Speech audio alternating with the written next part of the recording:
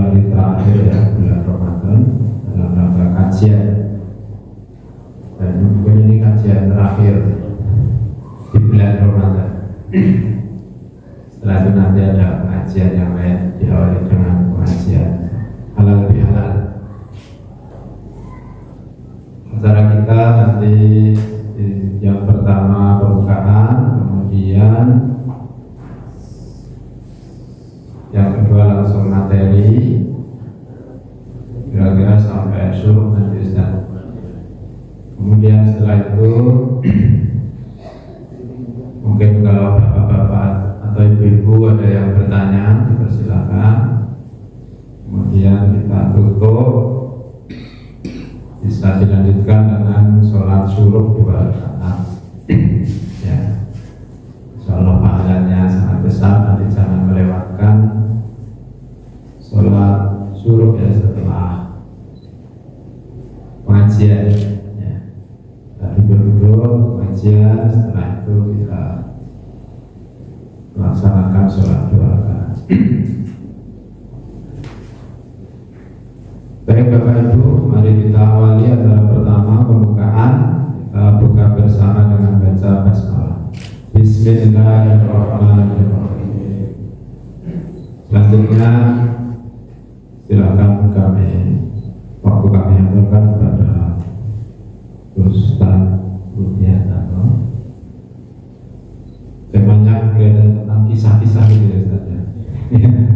Nanti kisah-kisah apa kita dengarkan bersama. Kami persilakan. Sungguh dalam diri Nabi itu ada suri teladan yang baik, yang perlu kita contoh, yang ambil kehidupan beliau untuk kemudian kita terapkan dalam kehidupan kita. Nah, uswah hasanah yang kedua yang Allah sebutkan dalam Al-Quran, selain untuk Nabi Muhammad SAW, berikutnya adalah untuk Nabi Ibrahim alaihissalam. Dan Nabi Ibrahimlah yang kemudian menjadi Nabi yang paling mirip wajahnya ketika Nabi Muhammad SAW melakukan Isra Mi'raj. Dari sekian lapis langit yang 7 itu, Nabi bertemu dan berjumpa dengan para nabi-nabi Rasul sebelumnya. Dan di langit yang ke-7 lah Nabi Muhammad berjumpa dengan Nabi Ibrahim. Disebutkan dalam beberapa riwayat bahwasanya Nabi yang paling mirip wajahnya oleh Nabi Muhammad adalah Nabi Ibrahim. Karena memang Nabi Ibrahim itu adalah masih dalam satu garis keturunan Nabi SAW. Ya. Nah, untuk itulah pagi ini kita akan mengkaji apa saja pelajaran-pelajaran yang kita dapat dari seorang Nabi Ibrahim. Allah Subhanahu wa taala menyebutkan dalam surat Ibrahim, Inna Ibrahim kana ummatan qanitan lillahi hanifan. Seorang Nabi Ibrahim Allah sebut dengan kalimat ummah. Ibrahim itu adalah umat qanitan lillah, yang taat kepada Allah. Jadi kalau ada kalimat umat, ya, kita akan mengartikan umat itu adalah sekian banyak orang, kumpulan dari banyak orang, itu yang kemudian disebut dengan umat. Tapi Nabi Ibrahim Allah sebut dalam Al-Quran itu dengan kalimat Inna Ibrahim kana ummatan. Sesungguhnya Nabi Ibrahim itu adalah umat. Jadi ketika meskipun Nabi Ibrahim itu hanya satu orang, hanya sendirian Bapak Ibu, tapi kualitas Nabi Ibrahim itu sama dengan kebanyakan orang. Sehingga kemudian Allah menyebut kalimat umat dalam Al-Quran surat Ibrahim. Inna Ibrahim kana ummatan qanitan lillah. Nah, sehingga kualitas seorang Nabi Ibrahim sudah tidak diragukan lagi. Dari situlah kita belajar bahwasanya kehebatan seorang Nabi Ibrahim, kekuatan dan kualitas seorang Nabi Ibrahim adalah karena imannya. Karena imannya yang kuat, imannya yang kokoh.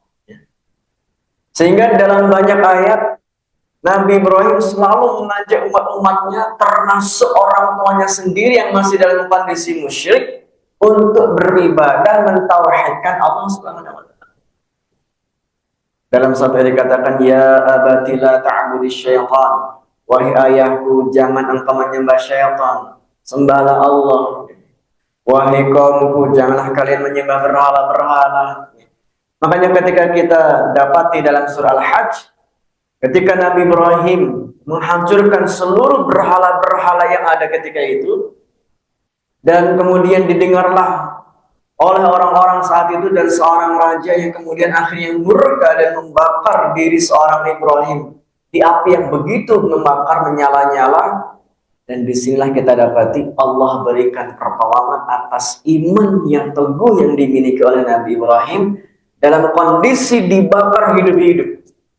Tapi kalimat yang keluar dari seorang Nabi Ibrahim, Bapak-bapak itu, hasbunallah wa ni'mal wakil. Hasbunallah wa ni'mal wakil. Inilah kalimat yang keluar dari lisan seorang Nabi Ibrahim saat dibakar hidup-hidup karena mempertahankan imannya, dan kemudian menjadi mukjizat bagi seorang Ibrahim untuk menjadikan bukti bahwasanya iman kepada Allah adalah iman yang paling baik, yang kemudian itu akan disampaikan kepada umat-umat yang berikut. Nah, oleh karenanya Bapak Ibu dan rahmati Allah, coba kita lihat, belajar dari kisah ini yang baru kita sampaikan. Saat Nabi Ibrahim menjaga imannya dan kemudian mendapatkan ujian setelah menghancurkan seluruh berhala-berhala itu, dibakar hidup-hidup, tapi kemudian dengan kalimat yang tadi kita baca, hasbunallah wa ni'mal wakil. Sungguh cukuplah bagi Allah sebagai penolong, cukuplah bagi Allah untuk kemudian kita berserah diri kepadanya, hanya pasrah kepada Allah. Maka disitulah Allah mengatakan kepada api, kuni bardan wassalaman ala Ibrahim. Wahai api, kata Allah, jadilah engkau dingin dan menyelamatkan Ibrahim. Jadi Allah mengatakan kepada api, memerintahkan kepada api untuk menjadi dingin. Kalau dingin saja nggak cukup. Orang bisa saja tersiksa karena kedinginan. Orang bisa saja bahkan menemui kematian karena kedinginan. Tapi Allah kemudian mengatakan bardan wassalaman, dingin, menyejukkan, dan memberi keselamatan. Jadi dalam kondisi api yang begitu menyala-nyala, tapi seorang Nabi Ibrahim dalam kondisi yang apa pelajarannya Bapak Ibu? Kita lihat bagaimana seorang Nabi Ibrahim dengan kekuatan iman menghadapi berbagai macam tantangan, rintangan, dan cobaan serta ujian yang begitu berat, itu masih dalam kondisi tenang. Karena ucapan itulah yang kemudian membuat seorang Nabi Ibrahim bisa kuat. Apa ucapannya tadi? Hasbunallah wa ni'mal wakil. Hasbunallah wa ni'mal wakil. Nabi Ibrahim saat itu tidak bisa apa-apa lagi.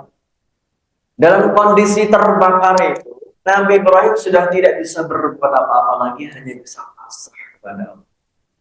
Nah, mungkin kita juga begitu, Bapak Ibu. Mungkin bisa jadi suatu ketika kita mendapatkan ujian. Kita dalam kondisi teruji, dalam kondisi Allah berikan mungkin musibah yang begitu berat kepada kita, yang harus kita hadapi. Sudah tidak bisa berpikir apa-apa lagi. Sudah mentok pikiran kita, tapi yakinlah di sana masih ada Allah yang kalau kita kemudian mengucapkan kalimat ini akan mempunyai kekuatan yang luar biasa dalam diri kita ketika menghadapi ujian yang seberat apapun itu. Hasbunallah wa ni'mal wakil. Hasbunallah wa ni'mal wakil. Nah, ini kalimat saya pernah merasakan. Saya pernah baca dalam kondisi yang mungkin saya sudah nggak bisa mikir macam-macam. Saya ketika itu punya tagihan, ya, karena membebaskan lahan di Waduk Cengklek untuk pembangunan rumah Quran, ya, ditagih sama pemilik tanahnya. Terakhirnya jatuh temponya besok hari. Besok saya nggak punya uang apa-apa. 300 juta harus saya serahkan. Mikir berat saya Pak ketika itu. 300 juta itu uang undang dari mana? Akhirnya saya pikir ini Pak, sudah nggak bisa apa-apa lagi, pasrah saja kepada Allah. Saya banyak zikir ini, apa yang dilakukan Nabi Ibrahim dalam kondisi sudah tidak bisa berbuat apa-apa, hanya juga pasrah kepada Allah. Saya baca itu kalimat hasbunallah wa ni'mal wakil, hasbunallah wa ni'mal wakil. Alhamdulillah, ada orang yang minjemin uang kepada saya 300 juta. Seminggu berikutnya belinya bilang, Ustaz, uang yang kemarin saya pinjamkan gak usah dikembalikan. Saya wakafkan saja Ustaz. 300 juta. Ya. Nah, ini satu hal yang luar biasa bagi saya pribadi ketika itu. Satu mukjizat lah kalau saya bilang. Ya. Nah, jadi Bapak Ibu yang dirahmati Allah, ini juga akan kita dapati kondisi yang seperti ini seperti hanya kondisinya Nabi Musa alaihissalatu wassalam. Nabi Musa ketika itu dalam kondisi sudah dikepung oleh tentara-tentara Firaun.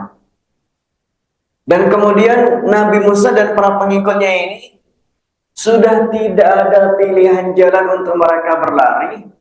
Mereka sudah terkepung dari depan, kanan, dan kiri dan tinggal hanya arah belakang. Itu pun adalah lautan. Mereka nggak mungkin kemudian harus terjun ke laut. Dan disitulah sampai-sampai pengikutnya Nabi Musa mengatakan, Inna lamudrakun. Wahai Musa, bagaimana ini? Firaun dan tentaranya sudah mengepung kita ini. Kita pasti akan ditangkap, pasti akan dihabisi, dibunuh ini kita ini. Tapi apa kata seorang Nabi Musa? Nabi Musa dengan penuh keyakinannya, dengan imannya dia kepada Allah mengatakan, kalla, tidak. Tidak mungkin mereka bisa mengejar kita. Inna ma'iya rabbi sayahdin.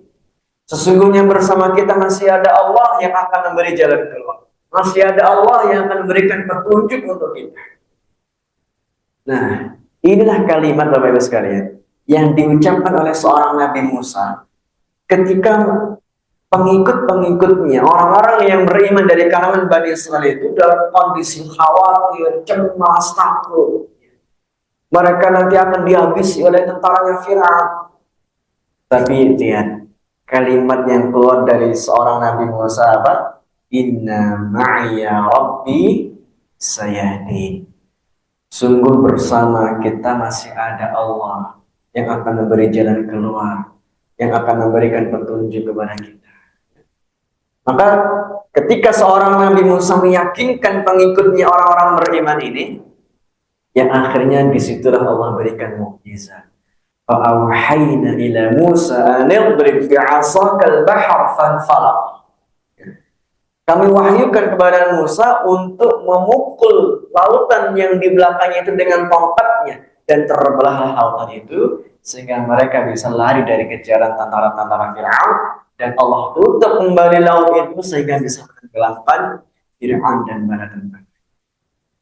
Nah, pelajarannya di sini Bapak Ibu sekalian rahmatullah adalah ketika kita dalam kondisi terkesan, dalam kondisi terhimpit, dalam kondisi sulit, dalam kondisi kita sudah tidak bisa berpikir logis, sudah nggak bisa berbuat apa-apa lagi, maka coba kita katakan dalam diri kita ini satu kalimatnya Nabi Ibrahim. Apa tadi Bapak Ibu? Hasbunallah wa ni'mal wakil. Dan katakan coba dalam diri kita ini apa yang disebutkan dan dikatakan oleh seorang Nabi Musa. Inna ma'iya rabbi sayahdin. Inna ma'iya rabbi sayahdin. Coba kita baca kalimat ini Bapak Ibu. Inna ma'iya rabbi sayahdin. Sekali lagi. Inna ma'iya rabbi sayahdin. Masih ada Allah bersamaku. Masih ada Allah bersama kita yang akan memberi jalan keluar, yang akan memberikan solusi dari permasalahan yang kita hadapi. Jadi ini kalimat, Masya Allah, luar biasa ini. Dengan kalimat ini kita akan mendapatkan kekuatan ketika kita menghadapi permasalahan apapun Bapak Ibu sekalian. Dan disitulah Allah akhirnya berikan pertolongan kepada Nabi Ibrahim. Allah berikan pertolongan kepada Nabi Musa. Dan kalimat yang juga disampaikan oleh Nabi Muhammad SAW ketika itu kepada Abu Bakar As-Siddiq radhiyallahu anhu. Dalam kondisi dikejar oleh orang-orang kafir Quraisy, beliau berdua sembunyi di gua Sur. Bahkan dalam kondisi seorang Abu Bakar itu juga merasa kekhawatiran, merasa takut, cemas, dan juga sama, sudah tidak bisa apa-apa lagi.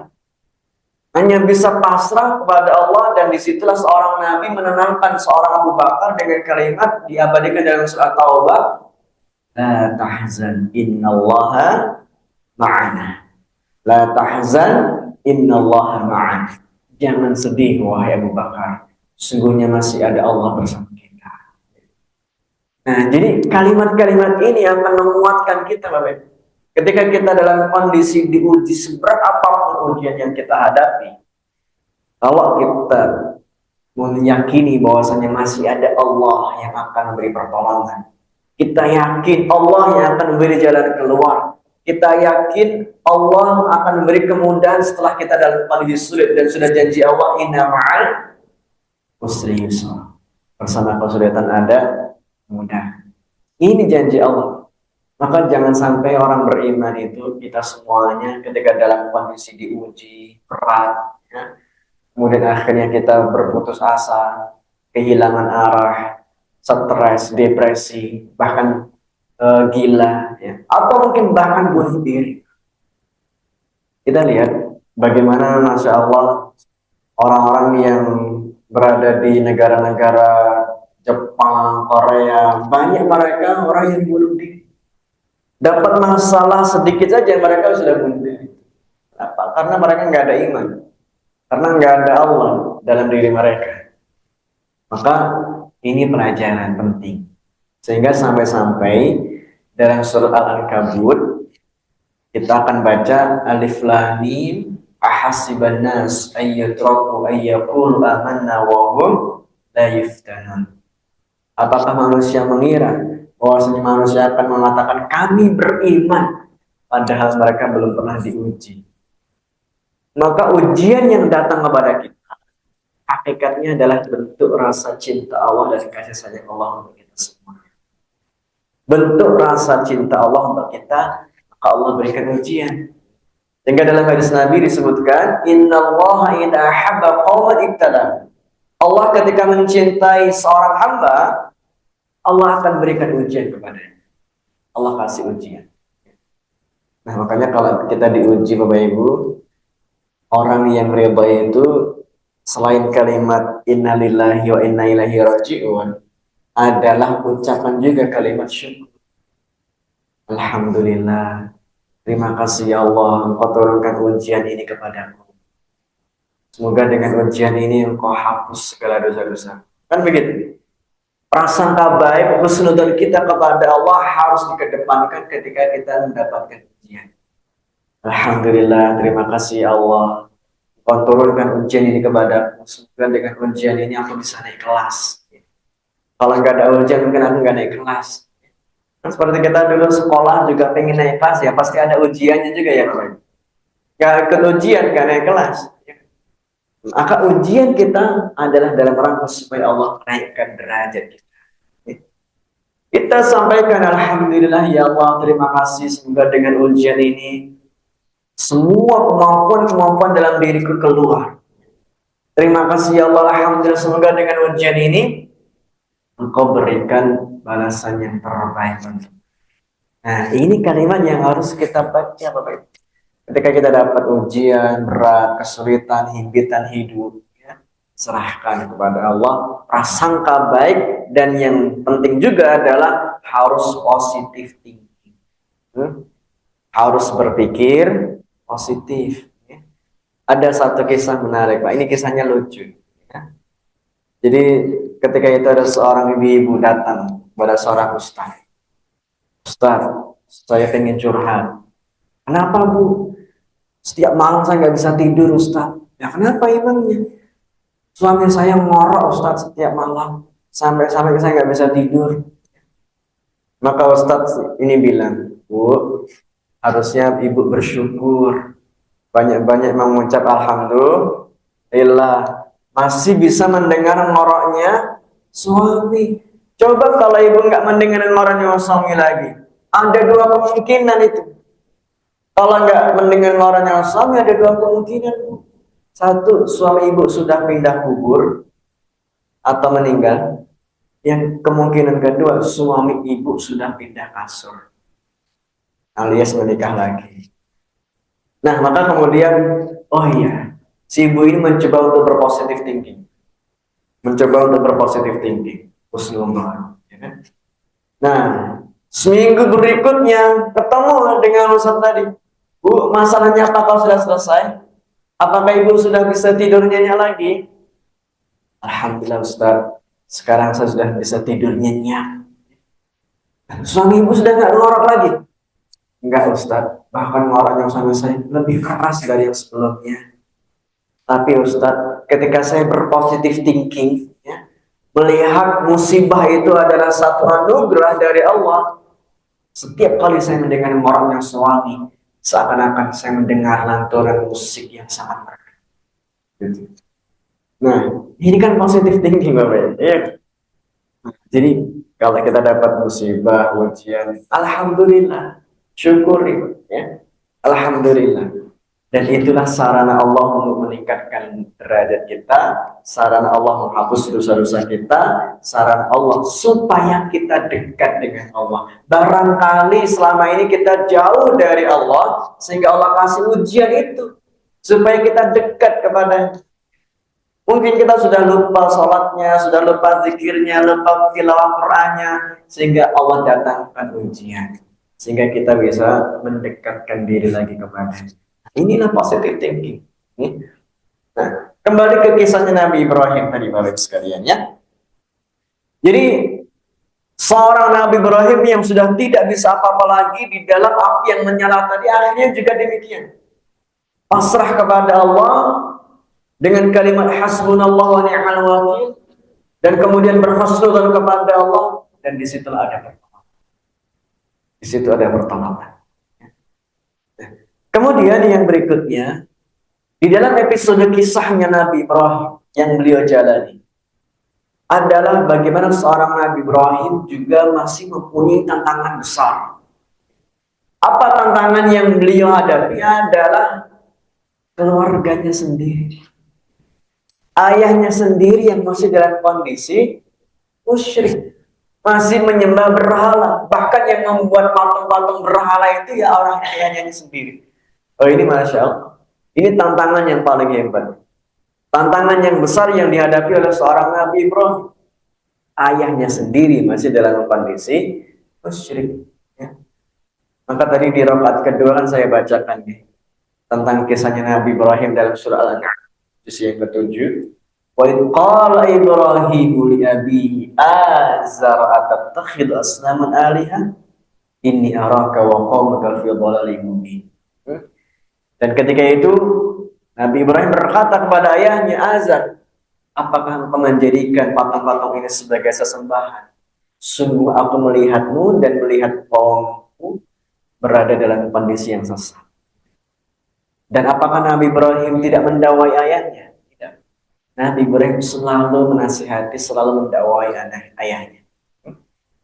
Nah, makanya PR kita yang berat itu bukan mendakwai orang lain, ya kan Bapak?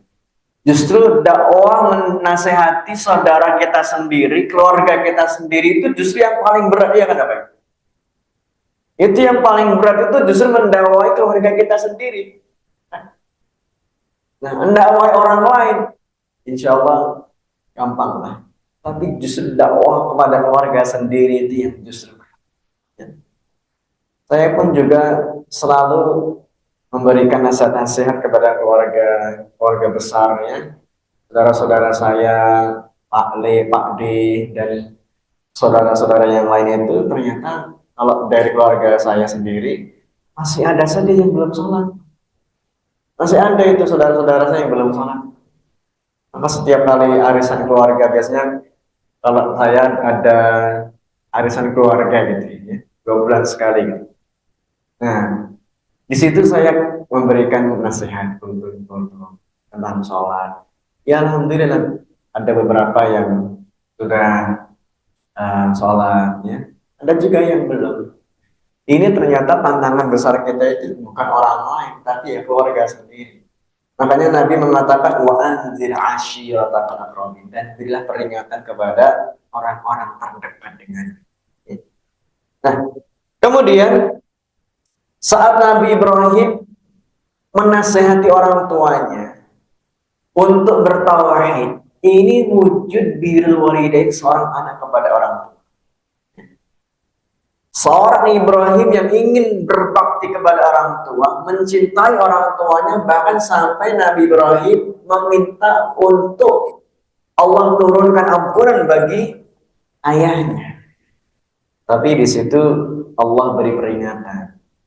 Dalam satu ayat disebutkan dalam surat Taubah, maka lin nabi walladzina amanu ayastaghfiru lil musyrikin walau kanu uli qurba min ba'di ma tabayyana lahum annahum ashabul jahim. Dan tidak layak, enggak pantas bagi orang beriman dan seorang nabi memintakan ampunan kepada Allah meskipun mereka itu adalah keluarga dekatnya, ayahnya, anaknya, ya, saudaranya.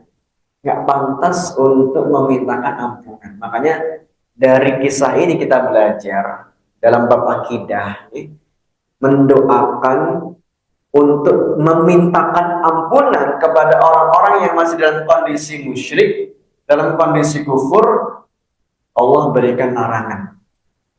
Jadi mendoakan non-muslim untuk memintakan ampunan yang kemudian sudah meninggal dunia, ini adalah satu hal yang tidak dibolehkan oleh Allah, karena mereka belum beriman, ya. Saya juga punya jamaah, jadi beliau orang asli Bali, Pak, ya. Orang Bali kan ya kebanyakan agamanya Hindu, ya, dalam kondisi musyrik, ya. Nah, jamaah saya ini karena orang tuanya dalam kondisi masih musyrik, ya kan, dan beliau sangat cinta dengan orang tuanya, dan kemudian bertanya kepada saya, Ustaz, gimana ya? Boleh nggak saya mendoakan minta ampunan untuk orang tua saya? Ya. Saya sangat cinta mereka, tapi ya Allah takdirkan meninggalnya dalam kondisi masih musyrik. Ya, makanya yang seperti ini Allah sudah berikan satu aturan, maka dari Nabi walladzina amanu ayastaghfiru lil musyrikin. Tidak pantas bagi seorang nabi dan orang beriman untuk memintakan ampunan kepada Allah bagi mereka yang masih dalam kondisi syirik, belum beriman. Boleh kita berdoa kepada non muslim ketika dia masih hidup, memintakan hidayah. Boleh kita mintakan hidayah, ya Allah, turunkan hidayah kepada saudaraku ini, ya Allah. Dia belum beriman, ya, belum berislam, turunkan hidayah kepadanya, ya Allah. Boleh, ya. Memintakan hidayah boleh. Dan juga hal-hal yang sifatnya duniawi ini juga boleh. Nabi Shallallahu Alaihi Wasallam pun juga pernah mendoakan orang-orang Yahudi tetangganya yang dalam kondisi sakit untuk dimintakan kepada Allah kesembuhan. Nah, itu juga boleh. Kalau dengan ada tetangga sakit, non muslim, ya kan, kita jenguk, kita doakan dia semoga cepat sembuh. Nah, itu boleh-boleh saja. Nah, jadi inilah poin-poin dalam keimanan, dalam akidah yang harus kita pegang, ya. Karena kalau namanya akidah itu nggak bisa ditawar-tawar lagi. Kalau urusan fikih ibadah, nah, mungkin ada banyak mazhab, tapi urusan akidah iman, nah, ini harus ada prinsip yang harus kita pegang. Okay? Baik, kemudian yang selanjutnya, perjalanan kehidupan seorang Nabi Ibrahim yang bisa kita ambil pelajaran berikutnya adalah ketika Nabi Ibrahim sudah dalam kondisi berumah tangga. Menikah yang pertama dengan Siti siapa Pak? Istri yang pertama Siti siapa? Siti Sarah, ya. Kemudian menikah dengan Siti Hajar, ya.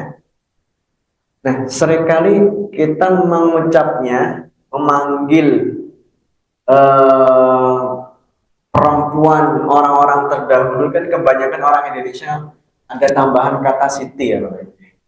Siti ya. Ada Siti Aisyah, Siti Khadijah, Siti Hajar, Siti Sarah, ya.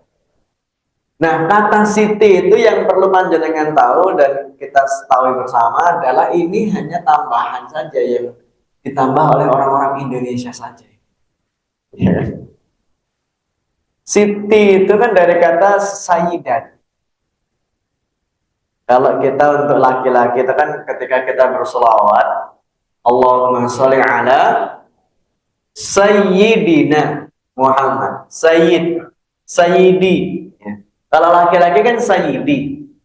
Nah, masih pendek, masih enak tuh diucap Sayyidi. Ya Sayyidi. Wahai tuanku. Tapi kalau yang perempuan itu kan kalimatnya Sayyidati. Wah, orang Indonesia ketahuan lagi. Semending Siti wahai. Nah gitu. Aslinya itu Sayyidati wahai. Nah, maka kemudian untuk memuliakan orang-orang terdahulu dari kalangan perempuan itu kan ada tambahan Sayyidati, ya kan? Kalau dalam bahasa kita ya nyonya atau mungkin ya kalimat yang sejenisnya lah. Nah, kita kok ketahuan Sayyidati, Siti Wailah, gitu, ya. Makanya ada Siti Aisyah, ya kan? Ada Siti Khadijah, semuanya dipanggil Siti, ya kan? Sampai akhirnya nama-nama perempuan orang Indonesia pun juga banyak yang namanya Bu Siti, ya. Ada yang Bu Siti di sini, Bu Siti mana Bu Siti? Itu aslinya Sayyidati, ya kan orang? Aslinya itu Sayyidati. Karena kepanjangan disingkat. Orang Indonesia itu sukanya nyingkat-nyingkat. Sayyidati jadi Siti, ya kan? Masih ketahuan ya Bu, gitu. Nah, jadi inilah Bapak Ibu sekalian. Jadi perjalanan seorang Nabi Ibrahim ketika sudah berkeluarga menikah dengan Siti Sarah, yang ternyata Siti Sarah ini adalah seorang perempuan yang Allah takdirkan kondisinya mandul, nggak bisa punya keturunan. Tapi kita lihat dalam surah Az-Zariyat, di sana Allah Subhanahu wa taala memberikan kabar gembira kepada Nabi Ibrahim dan istrinya Siti Sarah itu. Di usianya yang sudah mencapai 80-an tahun, Allah beri kabar gembira mempunyai keturunan yang nanti menjadi seorang nabi juga yang bernama Ishak. Nabi Ishak. Siti Sarah, Nabi Ishak. Nah, kita lihat Bapak Ibu. Siti Sarah yang dalam kondisi mandul, nggak bisa punya keturunan. Bahkan ketika malaikat Jibril datang ketika itu menjinur menjadi manusia. Kan malaikat itu kan bisa berubah jadi manusia ya Bapak Ibu. Nabi Ibrahim didatangi malaikat Jibril yang menjinur menjadi manusia. Datang ke rumah Nabi Ibrahim untuk memberi kabar gembira ini bahwa nanti akan ada keturunan dari istri wahai Ibrahim lewat Siti Sarah ini, keturunan yang menjadi seorang nabi. Nah, kemudian saking baiknya Nabi Ibrahim itu, tamu ini dijamu, ya. Dijamu dengan daging bakar. Nah, kalau bahasa kerennya beef, ya, beef stick, ya, gitu, ya, daging sapi bakar. Ternyata tidak mau dimakan oleh tamu ini. Terus Nabi Ibrahim nanya, enggak silakan, kok nggak mau dimakan? Ternyata disampaikan bahwasanya yang datang ini adalah seorang malaikat, bukan seorang ya. Yang datang ini adalah malaikat Jibril yang menjadi manusia. Malaikat kan nggak makan, malaikat nggak minum, nggak punya hawa nafsu.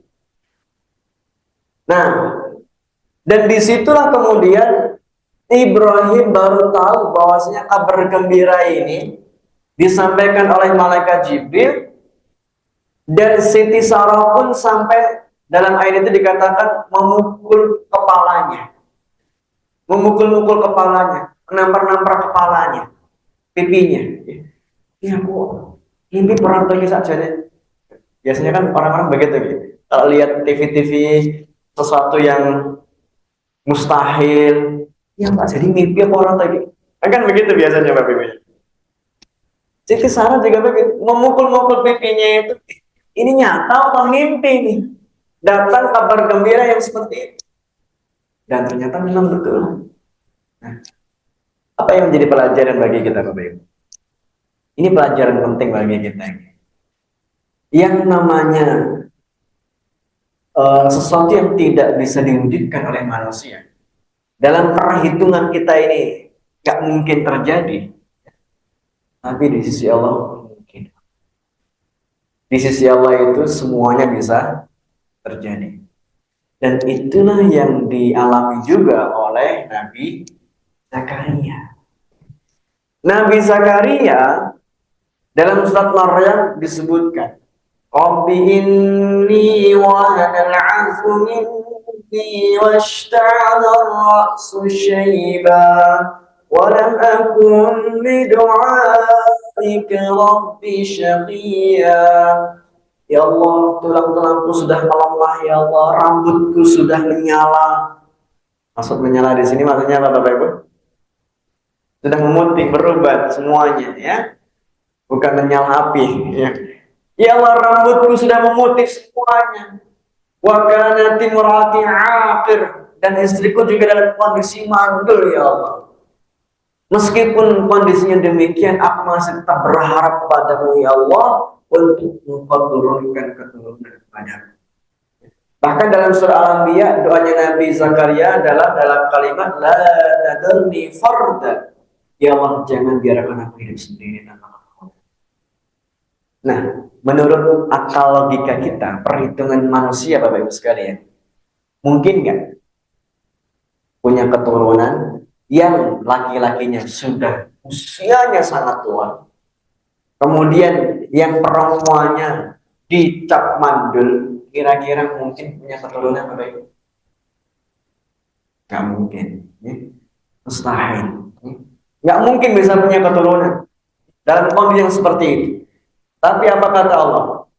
Qala kadzalika qala rabbuka huwa 'alayya hayyin. Yang demikian itu mudah bagiku kata Allah. Yang demikian itu mudah bagiku. Nggak ada yang mustahil di sisi Allah. Semuanya bisa terjadi. Ini juga yang pernah dialami oleh Maryam. Maryam, seorang perempuan yang menjaga kesucian, menjaga kehormatan dirinya. Dia dalam kondisi sendiri tanpa ada pasangan, tanpa ada suami, bisa punya keturunan seorang Nabi Isa. Logikanya, perhitungan manusia, mana mungkin seorang perempuan yang tidak menikah, tidak punya pasangan, tidak punya suami, dan belum tersentuh oleh laki-laki manapun bisa punya keturunan? Nggak mungkin. Nggak mungkin.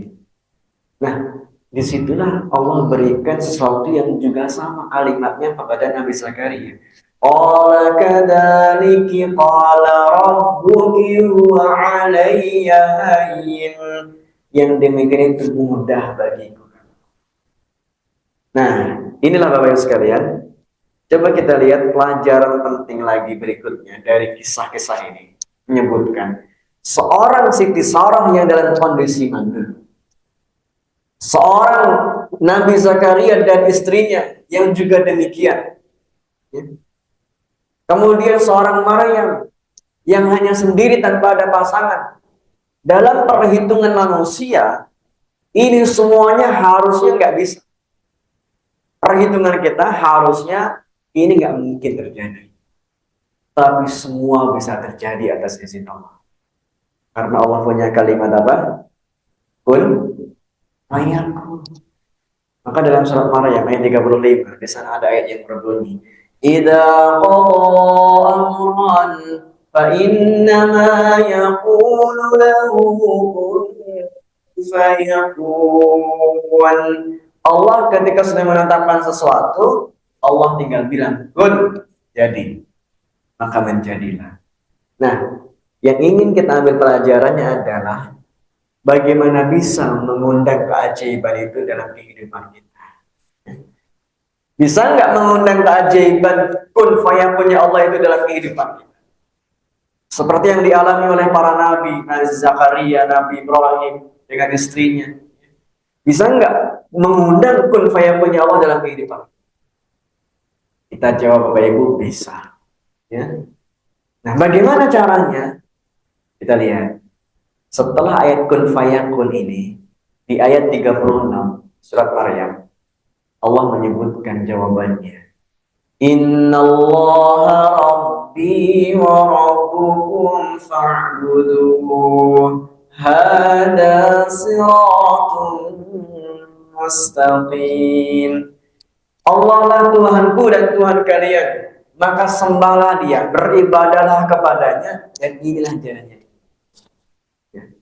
Jadi kunci mendapatkan keajaiban dalam kehidupan kita dari Allah, mendapatkan pertolongan dan kemudahan dari Allah adalah ibadah.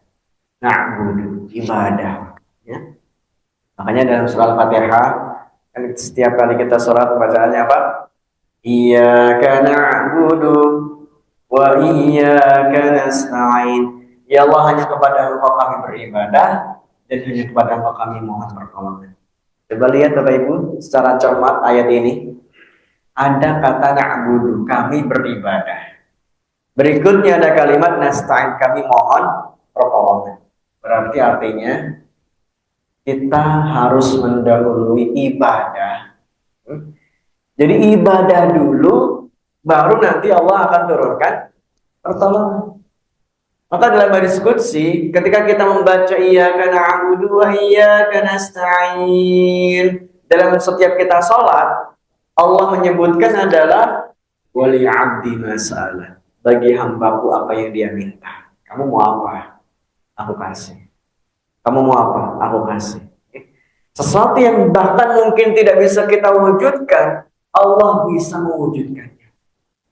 Semua bagi Allah mudah. Gak ada yang sulit bagi Allah. Anjingan kira-kira minta apa Bapak? Bapak-bapak kira-kira minta apa ini? Kepada Allah sesuatu yang kayaknya nggak mungkin bisa diwujudkan. Anjingan minta apa Bapak? Dia yang bilang nikah lagi gitu. Kayaknya nggak mungkin ini gitu. Nggak mungkin ini sama. Mungkin Allah bisa jadikan. Gitu. Ibu-ibu pengen apa Bu? Pengen rumah mewah, mobil mewah? Mungkin, ya kan? Nah, semuanya bisa terjadi. Semuanya bisa terwujud di sisi Allah, gak ada yang mustahil. Ya. Tapi syaratnya apa tadi? Na'budu. Na'budu. Dan ibadah yang Allah sebutkan setelah kalimat tauhid, dalam satu ayat dikatakan fa'budni waqimus sholata li dzikri. Beribadahlah kepadaku dan dirikanlah sholat. Maka sholat menjadi sarana untuk kita memohon pertolongan, mohon keajaiban. Dengan sholat kita bisa mendapatkan apa yang kita minta. Baik. Kemudian yang berikutnya Bapak sekalian dirahmati Allah. 5 menit lagi nih. Yang kita ambil pelajaran berikutnya dari kisah seorang Nabi Ibrahim. Dan panjenengan akan dapati dalam ayat-ayat Al-Quran. Doa yang paling banyak yang Allah sebut dalam Al-Quran. Dari sekian para Nabi dan Rasul. Doa yang paling banyak itu adalah doanya Nabi Ibrahim. Doa yang terbanyak dalam Al-Quran yang disebut oleh para nabi dan rasul itu doanya Nabi Ibrahim. Jadi Nabi Ibrahim itu orang yang sering sekali berdoa. Dan panjenengan amati dalam doanya Nabi Ibrahim. Nabi Ibrahim ketika berdoa itu tidak hanya untuk dirinya sendiri. Tapi Nabi Ibrahim selalu menyertakan kalimat zurriyati. Keturunanku ya Allah, keturunanku ya Allah, keturunanku ya Allah. Nabi Ibrahim tidak minta untuk kebaikan itu hanya untuk dirinya sendiri, tapi untuk anak keturunan. Coba kita lihat doanya Nabi Ibrahim tentang permintaan beliau untuk dijadikan orang yang selalu mendirikan sholat dalam surat Ibrahim ayat 40. Rabbi ja'alni muqimas shalah. Terus lanjutannya apa Bapak Ibu? Wa min dzurriyyati. Ya Allah, jadikan aku orang yang mendirikan sholat. Wa min dzurriyyati, dan juga anak keturunanku ya. Nah, kalimat dzurriyyati, anak keturunan. Dalam surat Al-Baqarah, ketika Allah jadikan seorang Nabi Ibrahim menjadi imam, menjadi pemimpin umat karena sudah lulus dari semua ujian-ujian yang ada itu. Allah jadikan Nabi Ibrahim imam, pemimpin. Inni ja'iluka lin-nas imam. Kami jadikan engkau Ibrahim sebagai pemimpin umat ini. Apa kata Nabi Ibrahim? Qala wa min dzurriyyati. Ya Allah, jadikan anak keturunanku juga ya Allah. Mereka jadi pemimpin umat. Makanya doanya Nabi Ibrahim dikabulkan. Anak-anak keturunan semuanya jadi Nabi. Nabi Ismail, Nabi Ishak, dan garis keturunan terakhir adalah kemudian berikutnya Nabi Muhammad SAW. Semuanya jadi pemimpin. Dan itu karena berkat doanya Nabi Ibrahim. Dalam doa Nabi Ibrahim berikutnya, ya, Rabbana waj'alna muslimaini laka wa min dzurriyyatina. Ya Allah, jadikan aku dan anakku dan keturunan-keturunanku setelahku nanti orang-orang yang berserah diri kepada. Kita lihat Bapak Ibu sekalian sekali lagi, doanya Nabi Ibrahim selalu ada kalimat apa? Dzurriyyati. Keturunanku ya Allah. Nah, makanya Bapak Ibu, anjing kalau berdoa jangan hanya untuk diri sendiri. Jangan hanya juga untuk anak yang kita lihat saat ini, yang kita jumpai sekarang ini. Sertakan kalimat wa min dzurriyyati. Bisa jadi anak keturunan kita nanti yang mungkin keturunan ke-7, keturunan ke-10, yang bisa jadi mungkin akan memberikan syafaat untuk kita nanti hari kiamat. Yang mungkin cucu-cucu kita nanti yang akan memberikan syafaat pertolongan untuk kita dan mengangkat kita ke surganya Allah. Nah, itu bisa jadi Pak. Ya. Nah, mungkin kita hebat sekarang ini, panjenengan hebat sekarang ini, mungkin juga bukan karena usaha kita, tapi bisa jadi itu adalah doa dari mbah buyut kita, ya kan Ade? Bisa jadi doa dari mbah buyut kita selalu berdoa keturunanku ya Allah. Maka panjenengan semuanya jadi orang-orang hebat sekarang. Nah, makanya Bapak Ibu sekalian, kenapa harus dengan kalimat dzurriyyati ini? Karena anak saleh yang kemudian disebutkan dalam surah Al-Ahqaf ayat yang ke-15. Dalam surah Al-Ahqaf ayat yang ke-15. Ketika seseorang dalam kondisi sudah tinggal sebentar usianya dia di dunia, sementara amalnya hanya sangat sedikit, maka untuk mengejar ketertinggalan kebaikan yang dia lakukan adalah dengan memperbaiki keturunan. Makanya doanya, Rabbi auzi'ni an ashkura ni'mataka allati an'amta 'alayya wa 'ala walidayya wa an a'mala salihan tardah wa aslih li fi dzurriyyati ya Allah, perbaiki keturunan. Ya Allah, jadikan mereka keturunan semuanya anak-anak yang saleh-saleh. Jadi ketika usia kita sudah tinggal sebentar, nggak lama di dunia, ya, yang kata Nabi umur umatku itu kan 60 sampai 70.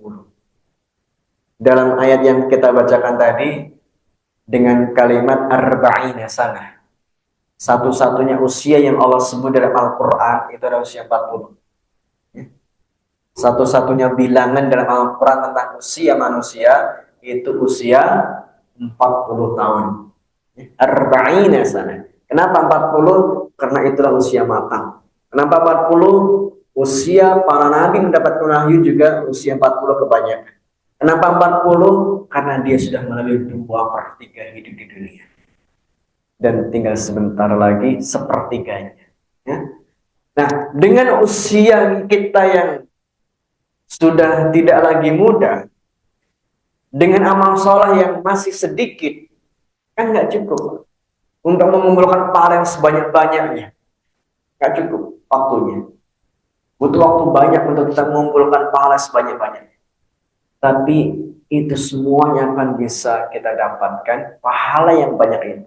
Bahkan Allah angkat kita derajat yang ada di surga lewat anak-anak yang kita miliki.